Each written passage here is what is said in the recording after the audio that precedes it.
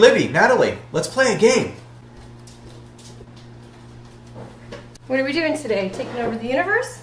Slaying some dragons? No, even better. Today, we're gonna farm.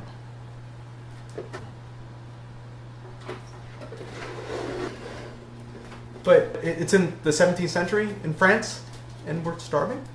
No? Has this ever happened to you? Hi, and welcome to another Rapid Review from your Dragonstorm Games. Today we're going to be looking at one of the most acclaimed games of our time, Agricola. Agricola is a game about 17th century starving farmers. No, seriously, that's it.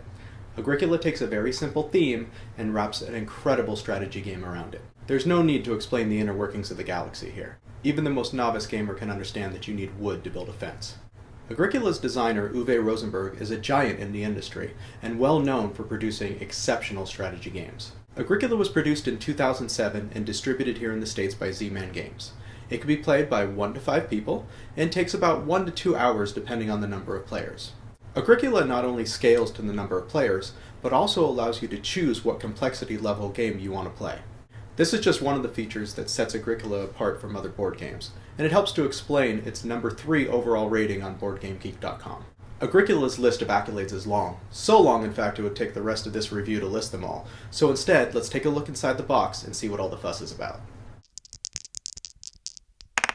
As I mentioned before, Agricola is a game about farming.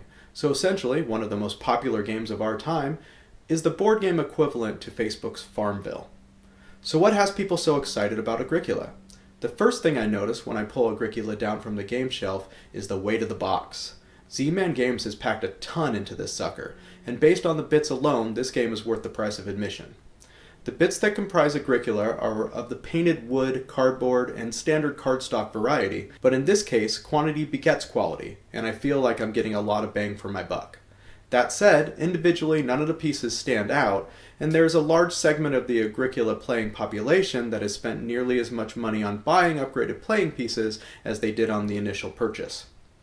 Even I am tempted by some of the individual components I have seen for this game, but since the effect on the game is purely aesthetic, I've chosen to pass and stick with just the base game. From the component side of things, much of the buzz about Agricola has to do with the variety of gameplay options that Z-Man and Rosenberg have provided. As I mentioned before, this game scales to the number of players and to the chosen complexity level. These complexity levels are family, easy, interactive, and complex. That's 4 versions of a game in one box, and that, folks, is value. In order to discuss this in more detail, let's first talk about playing Agricola. First off, we're going to need a big table. Just as playtime varies by the number of players, so does the space needed, because each player will have their own farm in front of them, so plan accordingly. In the center of the table we have the actual game board. Agricola is a worker placement game, so this game board is where players place their pieces each turn in order to claim resources like wood, brick, and stone. Rather than a pre-printed game board, round cards slot into different areas on the board and simultaneously accomplish 3 tasks. First, it allows the board to scale to the number of players and difficulty. Second, it creates the clock mechanism for the game. Each round a new card is turned over, representing a new resource square, and can also mark an event such as harvest time. Lastly, this provides variety, since the cards don't always flip in the same order. When the game starts, there are a limited number of spaces players can choose to place their pieces on, but as the rounds progress, new cards are turned over, providing greater access to the resources needed to build their farms. During the course of the game, players can choose to grow their families, gaining more workers for their farms, and allow them to collect more resources each turn. Be careful though, remember when I said this game was about starving farmers? That's right, you have to feed your family come harvest time. And for any mouse you can't feed, you have to take beggar cards, which will cost you victory points at the end of the game. I have never seen anyone win after having to take a beggar card, so people, please feed your families. It's really that important.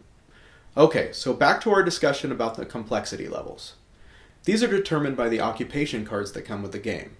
The family game is played without them at all, allowing players to simply focus on building up their farms by placing their workers and spending the resources they collect on feeding their people and improving their farm. The easy, interactive, and complex occupations give players jobs or goals at the beginning of the game, and can cause the game to differ greatly from the family version, where all the players start from the same place with the same goal. Most people I know prefer to teach the simpler family version before moving on to the occupation decks, which isn't a bad approach. The last part of gameplay I'd like to touch on is the scoring. Agricola rewards a well-balanced farm over a specialized one. So for each thing I didn't build on my farm, I will actually lose 1 point, whereas simply having one of anything nets me a point. So if I spend the entire game trying to be Lord of the Sheep, I will have foregone too many scoring categories to have any real chance to win the game. In fact, categories have a point cap, so after a certain number of resources, you just stop scoring them and move on to the next category.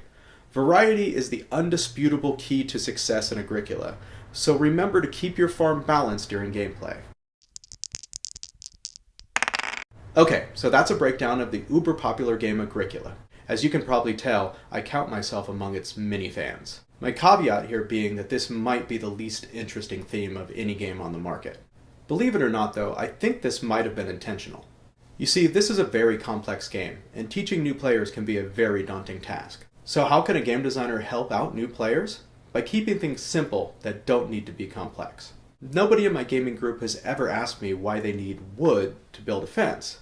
However, if we were collecting dilithium crystals to build our warp drive engines, questions would definitely follow. So by keeping things simple, the game has taken on part of the learning curve and made my life a little bit easier. So despite usually being a real stickler for an exciting game theme and flashy art, I'm going to assume that the 17th century farming angle was intentional and a way to keep a very complex game accessible to new players. In conclusion, I would recommend Agricola for every gaming shelf, with a gentle warning about its complexity and its playtime. Agricola does its part by giving me plenty of options, so it's my job to maximize the enjoyment for my playgroup. So that wraps up another rapid review from those of us here at Dragonstorm Games. Remember to check us out online where we have more reviews, videos, and podcasts. And don't forget to follow us on Facebook and Twitter so we can keep you up to date on all the board gaming news that we can find. So until next time, this has been Freddie from DragonstormGames.com, where you never have to game alone. Okay, so that's a breakdown of the